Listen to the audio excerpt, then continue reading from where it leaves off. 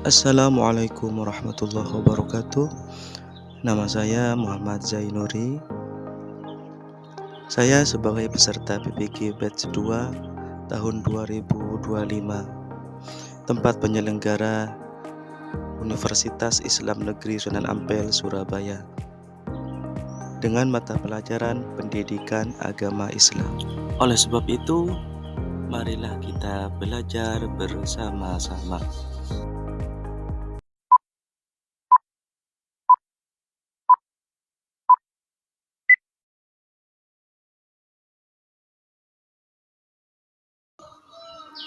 Baik anak-anakku yang soleh dan soleha, sebelum kita belajar, marilah kita berdoa bersama-sama supaya ilmu yang kita pelajari hari ini menjadi ilmu yang barokah dan bermanfaat. Amin. Mari kita berdoa bersama-sama. Bismillahirrahmanirrahim. Rabbi zidni ilma warzuqni fahma waj'alni minas sholihin. Ya Allah, tambahkanlah aku ilmu dan berilah aku karunia untuk dapat memahaminya, dan jadikanlah aku termasuk golongan orang-orang yang soleh. Amin, amin, amin, ya Rabbal Alamin. Marilah kita belajar bersama-sama dengan pelajaran Pendidikan Agama Islam. Wahai anak-anakku yang soleh dan solehah, kita hari ini belajar bab 1 tentang Nabi Muhammad SAW, teladanku. Baik, sebelum kita masuk ke pelajaran, tahukah kalian siapa itu Nabi Muhammad?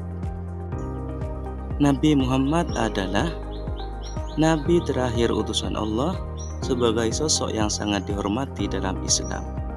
Akhlaknya yang begitu terpuji membuat beliau sangat patut dijadikan sebagai teladan bagi umat manusia.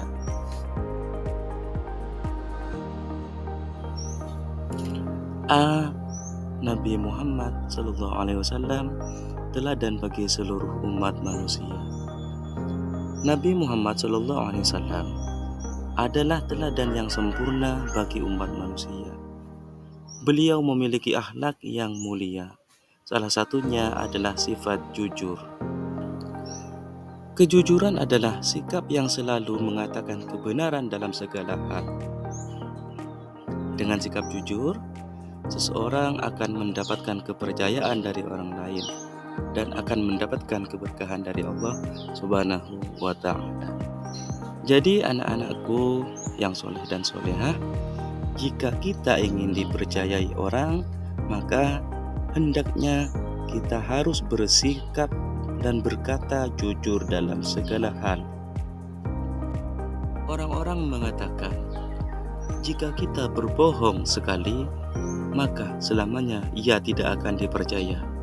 Dan sebaliknya, apabila kita tidak pernah berbohong dan berkata jujur, maka selamanya ia akan dipercayai dan disenangi oleh banyak orang.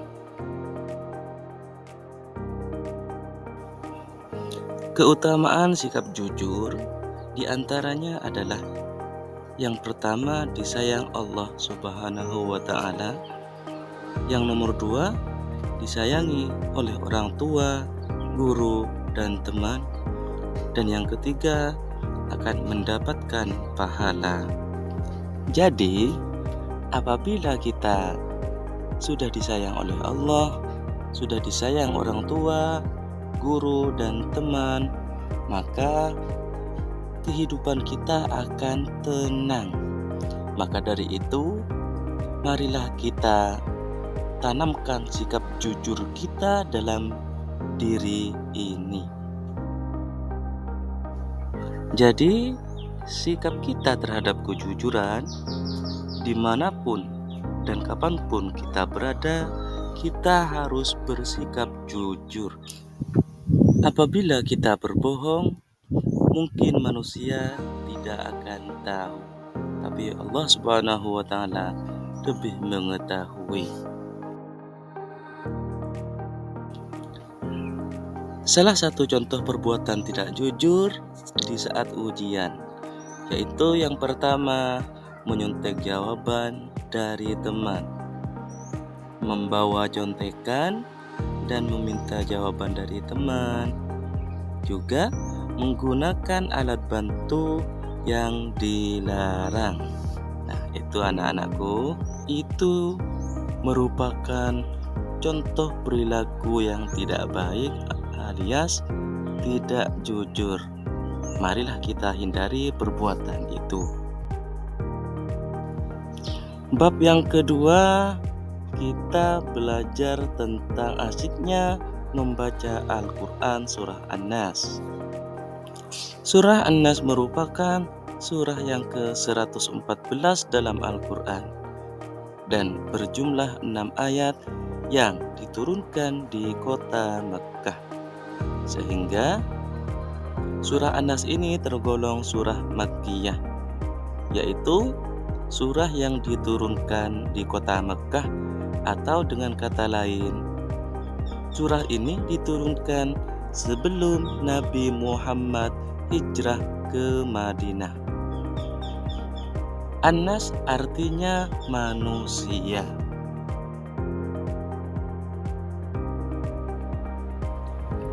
Adapun kandungan surah An-Nas adalah mengajak terhadap manusia untuk memohon perlindungan hanya kepada Allah dari bisikan yang jahat atau was-was, yang mana was-was ini berasal dari setan, dan setan itu pekerjaannya hanya menjerumuskan seluruh anak cucu Nabi Adam.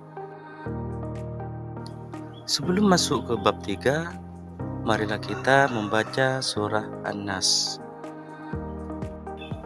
Anak-anakku yang soleh dan solehah, marilah kita membaca surah An-Nas dengan bersama-sama.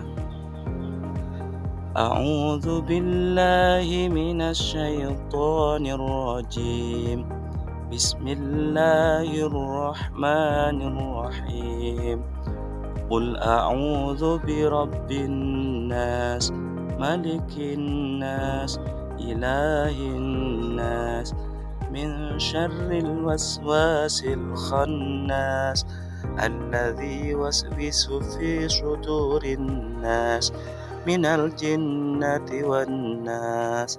Shadaqallahul azim. Oke, kita sudah masuk ke bab 3 dengan tema Allah Maha Pencipta. Kita lihat gambar ini. Di situ ada gambar orang, gambar pemandangan, gambar lautan, dan gambar hewan. Tentunya semua ini adalah ciptaan Allah. Karena apa? Sebab manusia tidak mampu untuk menciptakan hal yang sedemikian rupa. Hanya Allah satu-satunya yang mampu menciptakan hal tersebut. A. Yakin Allah itu ada. Allah Subhanahu wa Ta'ala adalah Tuhan yang menciptakan alam ini. Kalau kita melihat semua yang ada di langit dan di bumi, maka kita semakin yakin bahwa Allah Subhanahu wa Ta'ala adalah pencipta. Sebab alam ini tidak mungkin ada kalau tidak ada yang menciptakan, yaitu Allah Subhanahu wa Ta'ala. Dalam istilah bahasa Arab, pencipta sama dengan Al-Khaliq, yaitu Maha Pencipta. Ciptaan Allah disebut makhluk, sedangkan Allah disebut Al-Khaliq, yaitu yang menciptakan alam semesta beserta isinya. Baik anak-anakku yang soleh dan solehah, sampai di sini dulu ya pelajaran kita. Semoga di lain kali kita bertemu lagi. Terima kasih, semoga bermanfaat. Assalamualaikum warahmatullahi wabarakatuh.